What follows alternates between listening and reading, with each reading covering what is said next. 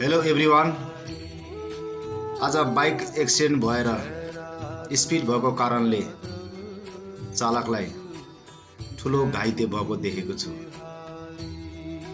र त्यो व्यक्तिको जीवनमा बाइक एक्सिडेन्टमा घाइते भएर कति गाह्रो हुन्छ मैले नजिकबाट देखेर महसुस गरेको छु।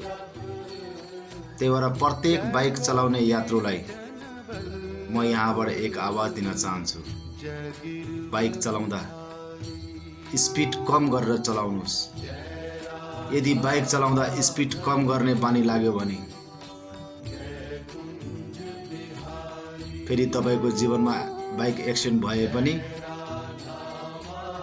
बच्ने चान्स र चोट लाग्ने चान्स एकदमै कम हुन्छ। त्यही भएर याद राख्नुहोस्, बाइक चलाउँदा स्पिड कम गरेर चलाउने बानी लाउनुहोस्।